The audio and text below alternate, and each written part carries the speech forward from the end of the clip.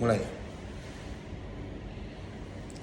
Oke, kalau menurut Profesor Uda, sebetulnya data-data kita bisa diretas oleh hacker. Apakah menurut Anda tuh kita lemah dalam mengamankan data itu?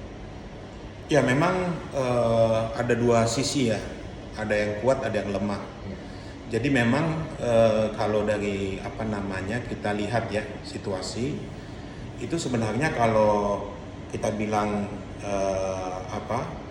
orang yang sudah terbiasa lah dalam pekerjaan ini ya, itu biasanya akan bisa aja mengkasih warning, institusi ini lagi lemah nih di sini, atau institusi ini lagi diserang nih gitu. Itu memang tugas dan tanggung jawab orang-orang IT yang memang bekerja mengamankan data. Jadi memberikan peringatan, memberikan warning, memberikan kasih tahu nih kalau nanti bisa ada titik-titik yang lemah seperti itu harus diperkuat misalnya. Nah, jadi sebenarnya semua institusi di Indonesia ini rata-rata itu IT-nya itu sudah berdasarkan standar, ya kan? Standar yang ada itu standar keamanan komputer.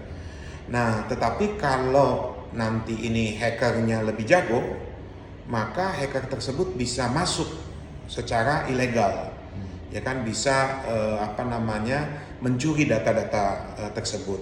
Demikian. Jadi intinya adalah kalau saya bilang harus kita memperkuat orang-orang IT di setiap institusi yang berbeda-beda ini.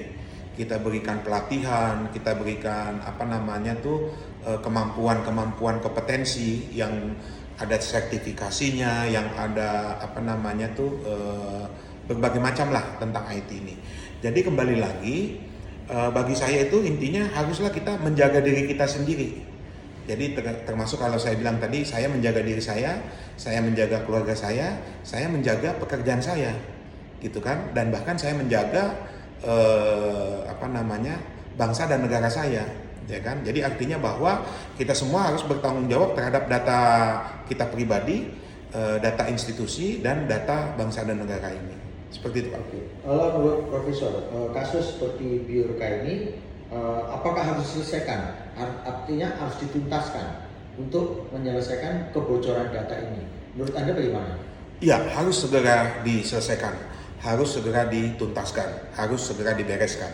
Karena nanti kalau kita berlama-lama dengan masalah-masalah ini, maka akan timbul masalah-masalah baru. Karena kan data sifatnya itu menyimpan, menumpuk, menimbun. Ya kan, hal seperti ini aja nggak diselesaikan, maka akan muncul juga hacker-hacker baru, Pak. Karena hacker lama ini kan bisa jadi sebuah contoh bagi hacker baru untuk, dia bisa begitu, saya juga bisa gitu. Nah, nanti kalau begitu kan gawat ini. Tapi kalau ini bisa diselesaikan pemerintah, maka ini menjadi sebuah cambuk bagi hacker lain untuk efek jerak. Ya kan, karena dengan melakukan ini ketangkap gitu. Jadi kalau menurut saya harus ada sebuah kesadaran, ya kan, dari pemerintah untuk betul-betul menanggapi ini dengan serius. Apalagi ini kan saya bilang ada sebuah agenda, ya kita harus melihat dia loh. Karena ini saya lihat ada momentum-momentum yang dicetuskan, ada pejabat-pejabat yang datanya dicuri. Berarti tujuannya itu adalah 2024, yaitu pemilihan umum, pesta rakyat. Jadi kalau pesta rakyat ini dimain-mainkan oleh hacker, ini sangat bahaya.